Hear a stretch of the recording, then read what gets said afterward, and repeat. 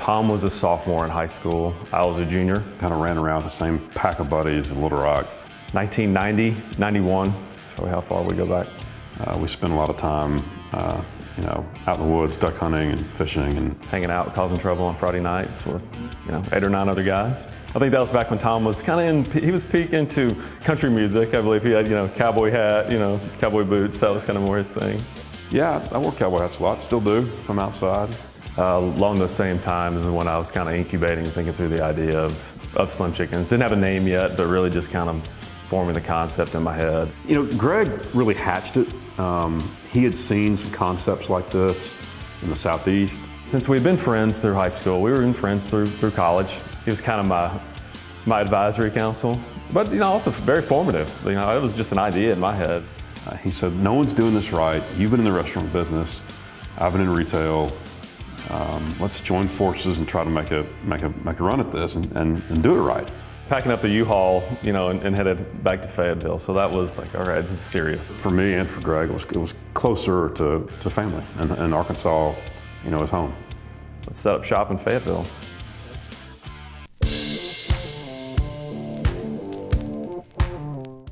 Then there was a lot of months worth of work in between. Recipes, test focus groups, we call them focus groups now, but it was really just in a garage with a turkey fryer. I talked a food service rep into driving a semi into our residential neighborhood and delivering us all these products for us to test for free.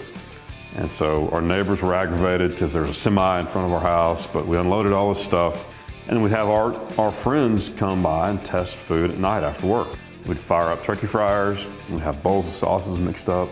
Buddies hanging out, filling out scorecards on what they liked and didn't like. We were able to get everybody to score products, score the taste of the food, score the texture of the food, score the sauces, which one you like the best, the honey mustard, the cayenne ranch, the ranch. What we ended up with is very largely what is still on the menu today.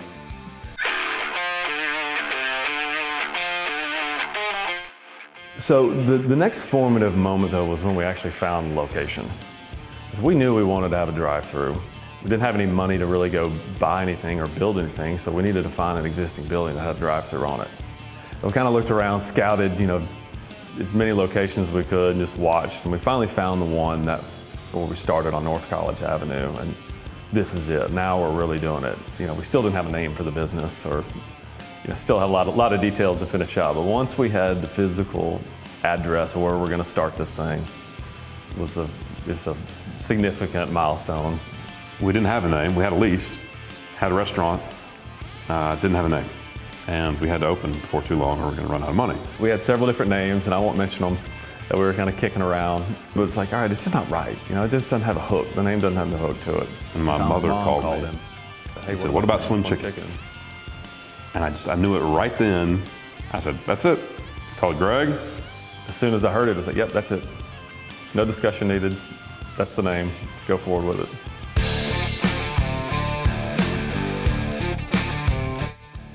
Man, store one. So we did all the work ourselves. We tore out walls, we tore out ceilings. We had yellow and purple chairs. It was very kind of Mardi Gras-ish in there. Menu boards up, signs up. Day one, we opened. And on February 17th, 2003, doors were open, and here come the people. It's thrilling, exhilarating, exciting. You're open for business first day. People kept coming in. Business grew from word of mouth. We kind of knew we had something right then when we saw guests quickly come back and see us.